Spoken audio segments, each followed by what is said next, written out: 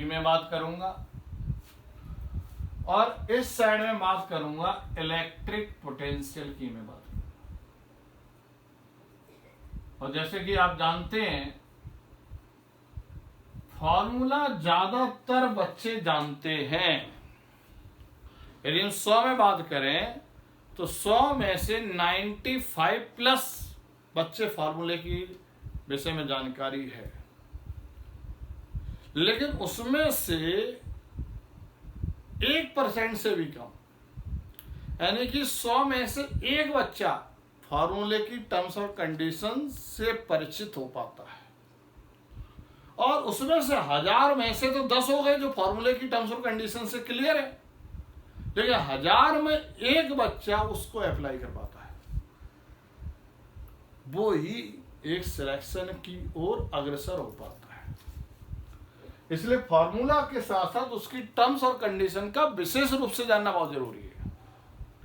जैसे कि आपको पता है कि Q एक पॉइंट चार्ज है और इससे R की डिस्टेंस पर P पॉइंट पर आपको इलेक्ट्रिक फील्ड इंटेंसिटी निकालनी है, तो हम फॉर्मूला यूज करते हैं 1/4 pi epsilon not K Q/R²। इसकी टर्म्स और कंडीशन एक पहली और दूसरी दो है। पहली टर्म्स और कंडीशन इसकी है कि P पॉइंट के लिए जो Q है वो पॉइंट चार्ज होना जरूरी है। जिस पॉइंट पर आप इलेक्ट्रिक फील्ड इंटेंसिटी निकाल रहे हैं उसके लिए, उस पॉइंट के लिए Q पॉइंट चार्ज होना जरूरी है और रेस्ट पर होना जरूरी है। तो दूसरी कंडीशन है एट रेस्ट पर होना जरूरी है। अब बिकॉज ये वेक्टर क्वांटिटी है तो अब पॉइंट आता है, इसकी डायरेक्शन भी निकालने की आवश्यकता पड़ेगी। तो इसके लिए हम लोग क्या करते हैं कि यहां पर हम टेस्ट चार्ज रखते हैं, और टेस्ट चार्ज हमेशा पॉजिटिव लिया जाता है, कभी भी नेगेटिव नहीं लिया जाता, ध्यान रखना आप। हमेशा पॉजिटिव लिया जाता है, कभी भी नेगेटिव नहीं लिया जाता है। और यहाँ पे टेस्ट चार्ज जिस डायरेक्शन में वो फोर्स एक्सपीरियंस करेगा वही डायरेक्शन इलेक्ट्रिक फील्ड इंटेंसिटी की डायरेक्शन हो जाएगी। तो यहां पर ये डायरेक्शन इलेक्ट्रिक फील्ड इंटेंसिटी की डायरेक्शन हो गई। क्यों?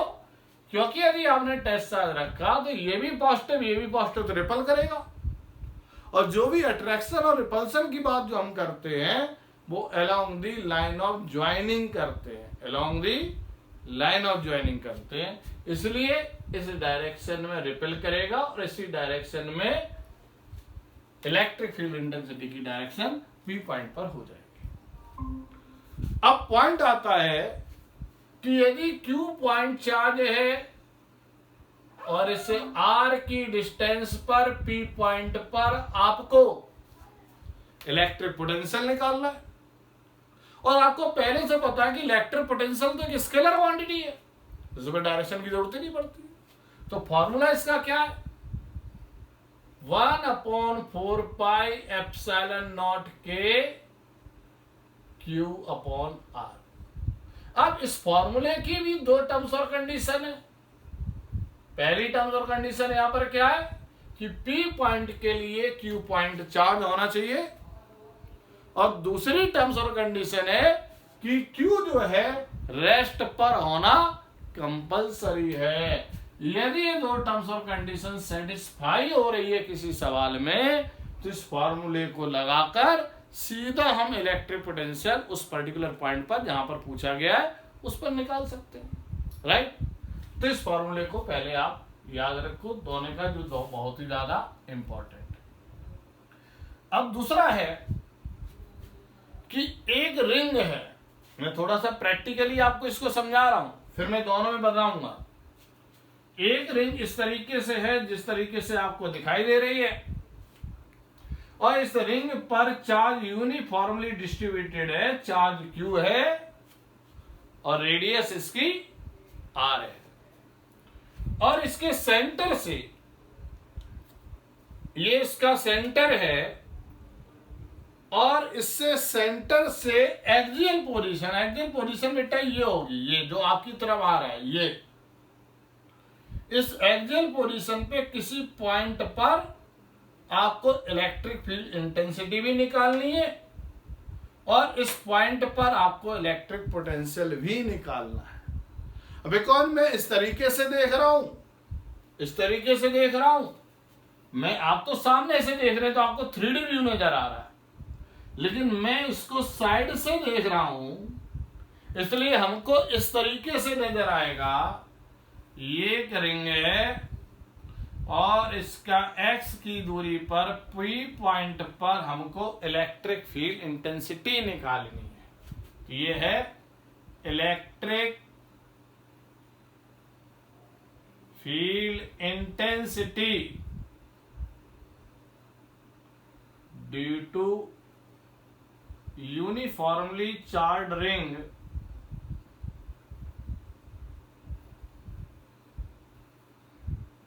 of charge q and radius r at an axial position x।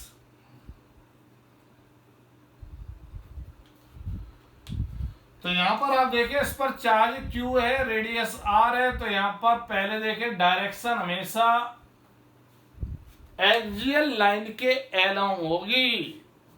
इधर देखिए हमेशा डायरेक्शन यदि पॉजिटिव है तो इसी लाइन के अलोंग आउटवर्ड होगी, यदि नेगेटिव है तो इसी लाइन के अलोंग सेंटर की तरफ होगी। पॉजिटिव है तो सेंटर से अवे होगी, नेगेटिव है तो सेंटर की तरफ होगी, लेकिन along the axial position line के अलोंग होगी। ये आप ध्यान रखिए। तो यहां पर सीधा फॉर्मूला आता है 1/4 pi epsilon not Q into x, ये एक्स एक्सियल पोजीशन है, ये x upon r square plus x square का होल 3/2। ये यहां पर आएगा जहां पर Q इस रिंग पर टोटल चार्ज है, एक्स एक्सियल पोजीशन है, r इसकी रेडियस है 1/4 पाई एप्सिलॉन नॉट, तो आपको पहले से पता है। इसी तरीके से हम यहां पर बात करते हैं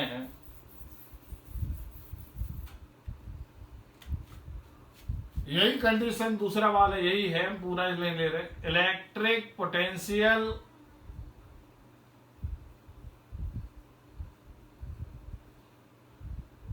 due to uniformly charge ring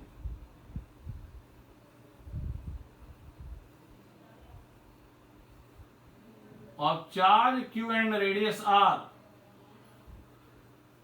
at an axial position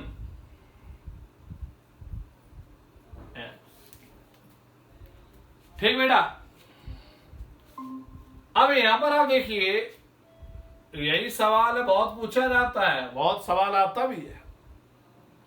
charge q radius r x की दूरी पे आपको निकालना है, तो यहां पे डायरेक्शन होगी नहीं क्योंकि स्केलर क्वांटिटी है, तो सीधा यहां पे आ जाएगा potential Vp equal to 1/4 pi epsilon not Q upon under root r square plus x square, जहां पे Q पूरी रिंग पर टोटल चार्ज है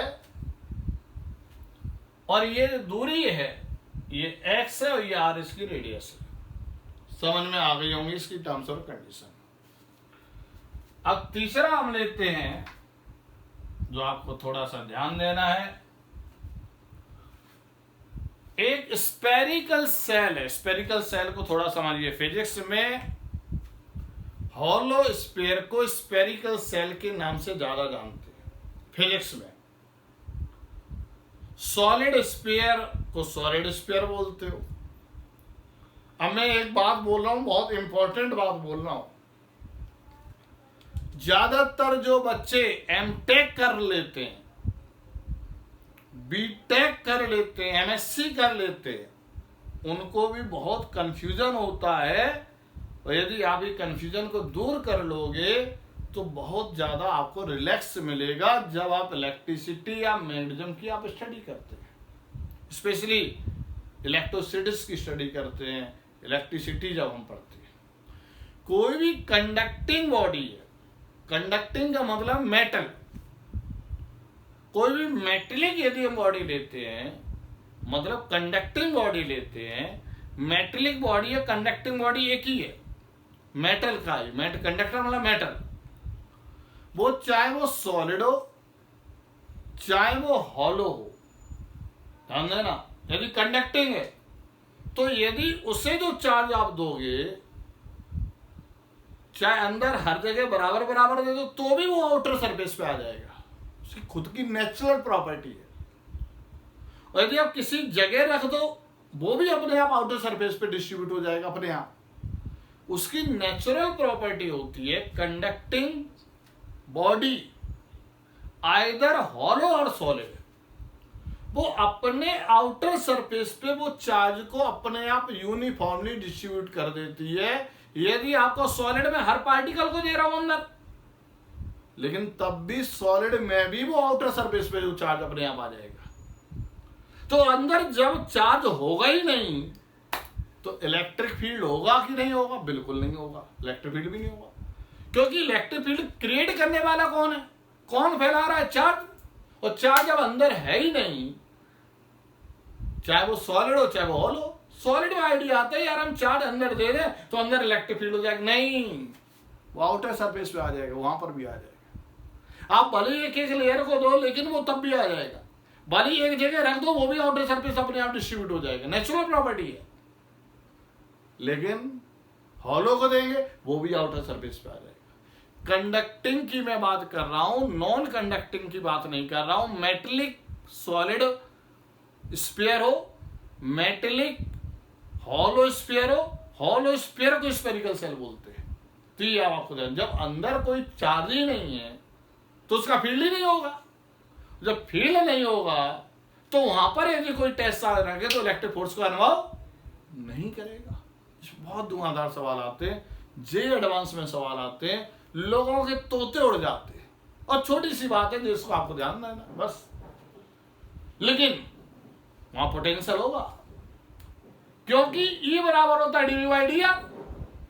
जब पोटेंशियल कांस्टेंट है तो उसी का डिफरेंशिएशन तो जीरो होगा। तो हॉलो हो या सॉलिड हो, यदि आपने उसे चार्ज दिया है तो उसके आउटर सरफेस पे आ जाएगा।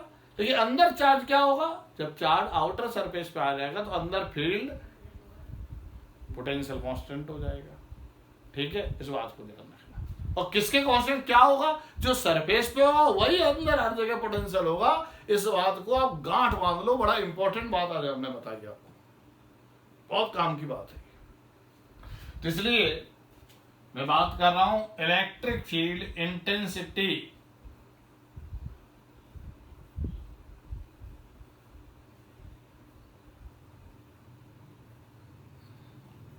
ड्यू टू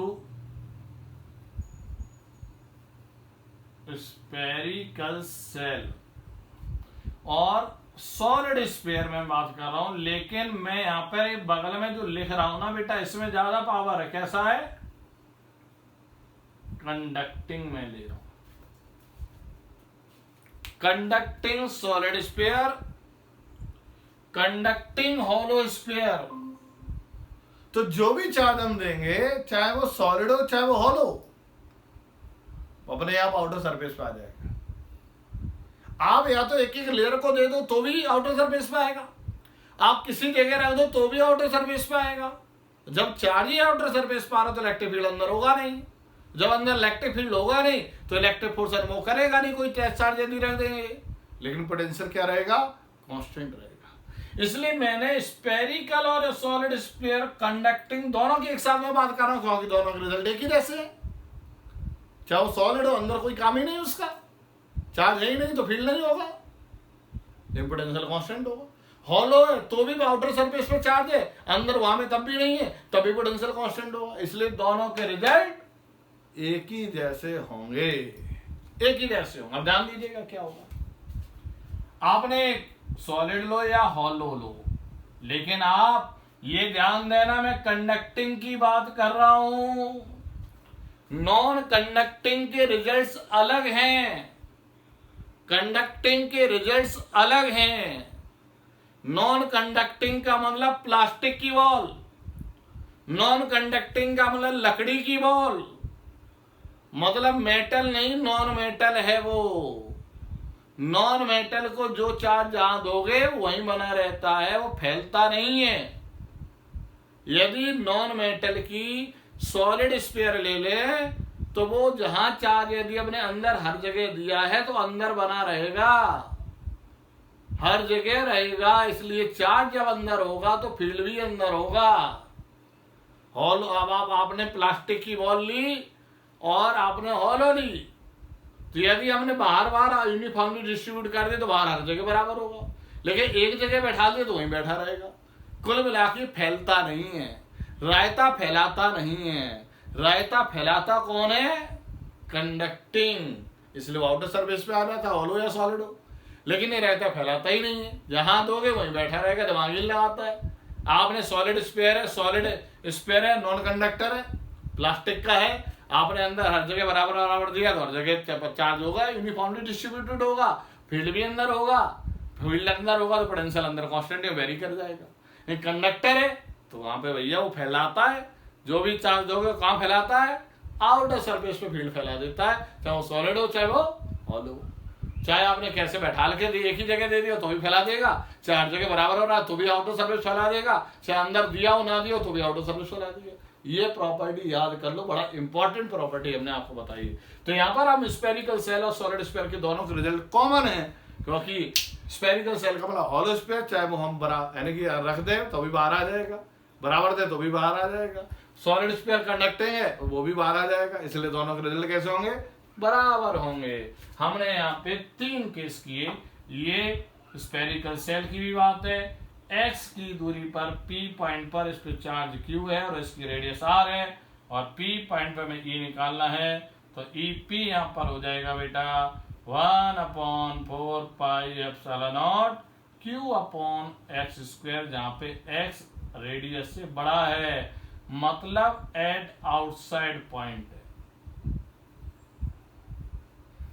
अब आपने यही दूसरा केस लिया और आपने P सरफेस पे लिया, x बराबर r, मतलब एट सरफेस पर है, चार्ज q है, रेडियस r है, तो EP हो जाएगा 1/4 pi epsilon not q upon capital R square हो जाएगा।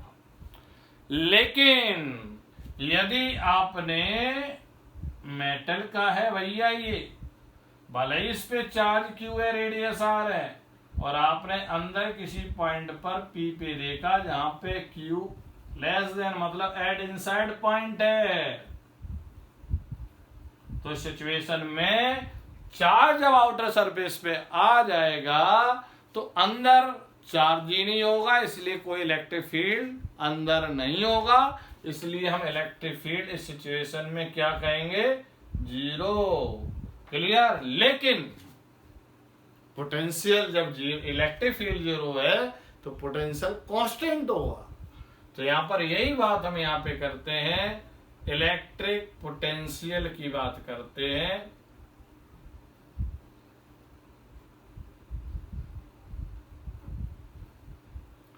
ड्यू टू स्फेरिकल सेल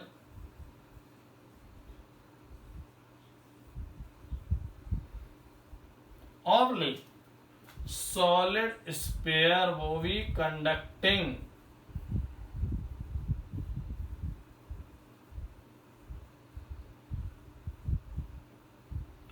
अब यहां पे आप देखें,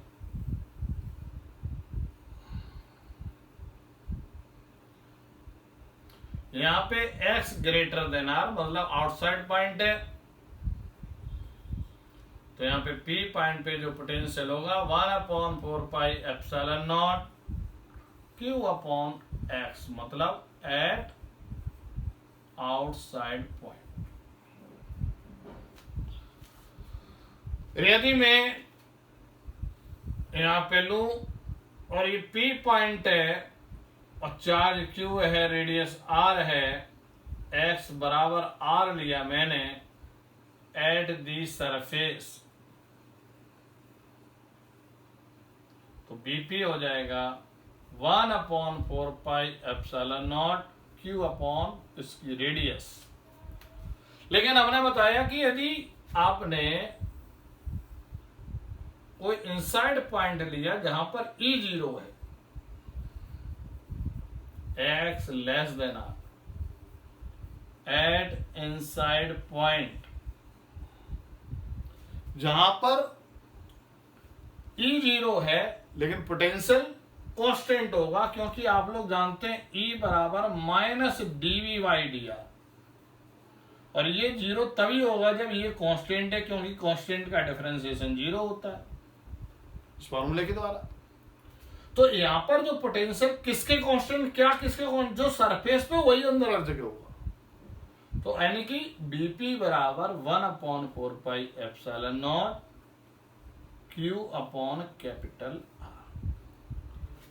ये पॉइंट हमने आपको बताया। स्फेरिकल सेल के अंदर सॉलिड स्फीयर जो कंडक्टिंग, उसके अंदर electric field intensity, electric potential क्या होगा, ये हमने बड़ा गहराई से बताया, और इन फॉर्मूले को बड़ी उसकी टर्म्स ऑफ कंडीशन का ध्यान रखते हुए सवालों में लगाएंगे तो हमें कोई कंफ्यूजन नहीं होगा। अगला देखते हैं इसके आगे, इलेक्ट्रिक फील्ड इंटेंसिटी डी